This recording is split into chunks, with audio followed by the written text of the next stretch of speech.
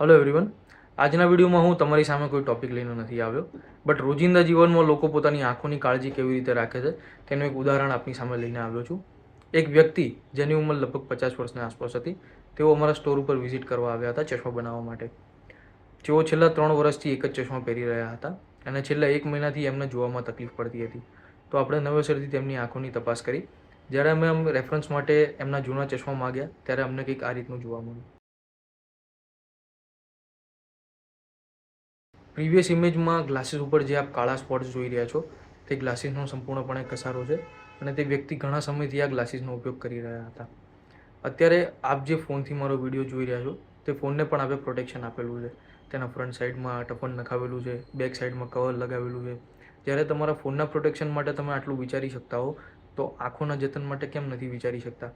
હું આ વિડીયોના પર્પઝથી ફક્ત એક જ વસ્તુ કહેવા માગું છું કે તમારી આંખો કાળજીને પાત્ર છે, ઉપેક્ષાને પાત્ર નથી. નિયમિતપણે આંખોની તપાસ કરાવો, નિયમિતપણે ચશ્માની અંદરના ગ્લાસીસ બદલાવો.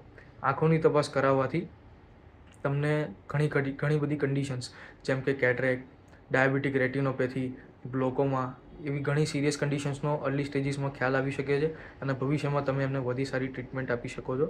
અને નિયમિતપણે ગ્લાસીસ ચેન્જ કરાવવાથી તમે આ દુનિયાને વધુ સ્પષ્ટ રીતે જોઈ શકો છો. તો એ જ ઉદ્દેશ્યથી હું તમારી સમક્ષ આ વિડીયો લઈને આવ્યો છું. Thank you. તમારી આંખોની કાળજી રાખો. તમારી આંખો ખૂબ જ અમૂલ્ય છે.